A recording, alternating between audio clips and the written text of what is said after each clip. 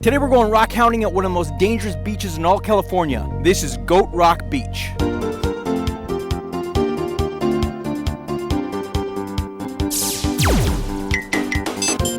Pretty cool. Here's what it looks like. This is Goat Rock Beach. It's covered with driftwood, huge calcite rocks like this, and tons of jasper. However, the beach is incredibly dangerous. In the past decade, about 11 people have died here, and that's not just people who have been swimming. Most of those people were just walking on the beach. And those deaths are due to a phenomena at this beach known as sleeper waves. How it works is about 10 feet off the coast, there's this huge drop-off. And if a wave manages to suck you in and sweep you out and get you into that 10 feet drop-off, well, then you're out of luck because it's going to keep you there. So be very careful if you decide to rock hound on this beach. If you do decide to come out here, you'll be treated to some really colorful, large pieces of chert. So if you hike along the beach until you see these chert boulders in the sand, that's about the point in the beach where the real rock hounding starts. Here's some of the stuff you can find here. If you're coming here, you're looking for jaspers. Look at these amazingly multicolored jasper rocks here. We've got shades of red, yellow, orange, lots of green. You can also find some agates here, some clear quartz, all kinds of really nice colorful rocks, and they've been tumbled naturally by the water and the surf. However, the really unique rock that you can find at this beach is this stuff right here. It's called Picasso Chert. And it's basically these pieces of green chert with these black patterns on This them. interesting green rock is called Picasso Chert. Green chert with these black lines across it because it looks like a Picasso painting. This one right here is probably my best specimen, my best example of Picasso Chert. So it's got that green color with the black line inclusions. Just like a Picasso painting. Now we're getting on to the jaspers.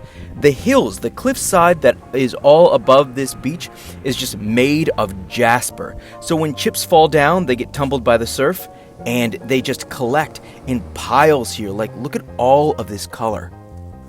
You can also find these things. I believe these are called tidewater agates. They're usually black and white and have really tight fortification layers. You can find them a lot in Oregon. Other than that, of course, more of this awesome colored jasper.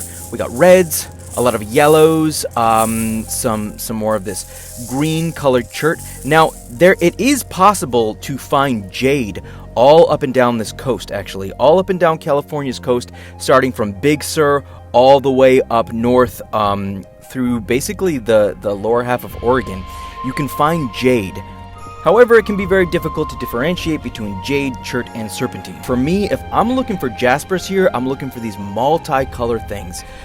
Really bright yellows up against black, bright reds up against yellows. Anything that has a really stark contrast is always going to catch my eye. Now, if you continue along this beach, and we're traveling south here, if you continue going south, you'll find a huge waterfall at the southern end of the beach. And this waterfall is usually flowing because this is a very wet area. But the thing that I want to say about this waterfall is very special because underneath this waterfall, I have always found pieces of petrified wood. I'm pretty sure that's petrified wood, but I am terrible at identifying petrified wood. This one right here, I'm pretty sure, I'm like 90% sure that is petrified wood. Check out those striations in that. When in doubt, you always want to turn a piece of petrified wood on its side and see if there's holes in it.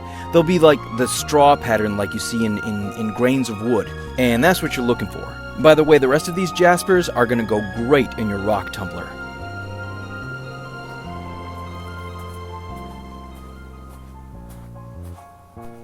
And as I'm hiking, I am going to be very careful because those waves are kind of getting a little close to me, and on the other side is the cliff. And there's just a myriad of really awesome multicolored rocks here. It's like when you go to one of those museum gift shops and they have those huge bins of tumbled rocks and you just kind of sift through them and make your own little pouch to take home. You know what I'm talking about? You know what I'm talking about. This totally reminds me of that. So I haven't found any jade yet, and again, you really got to be careful. These waves get really close to you. Gotta be careful. So you always want to keep one eye on the ground and one eye on the waves.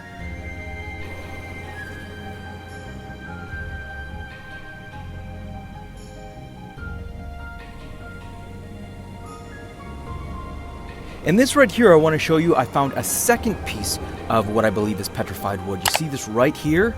Now this one I'm positive is petrified wood. Because, check this out, I'm going to turn it on its side, and you can see those small patterns, those straw patterns in the wood grain. Now the other really cool part about this beach is the wildlife. Now check this out, come for the pretty rocks, but stay for the animals. On the northern part of the beach, you can always find some seals. Of course, we want to keep a safe distance from them. We want to let them do their thing, but it's really cool to see them just laying and swimming in the wild. And if you're really lucky, you'll look out in the water and see this. You see that way out there? That apparently is a gray whale. The best time to see them apparently is the winter months, and this whale was doing something called spy hopping, where it just pokes its head out to see how close it is to shore, and check it out, it's basically just 10 feet from shore.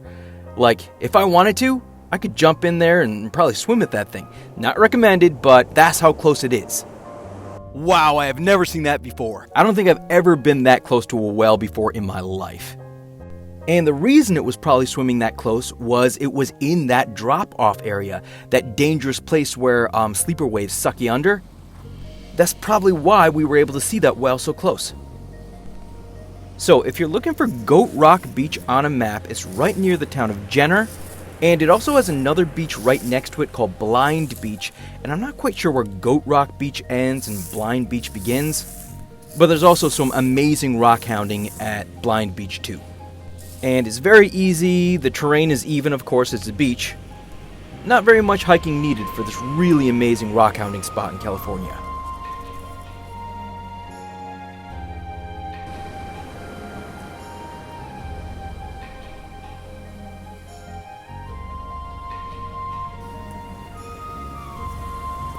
Whoa!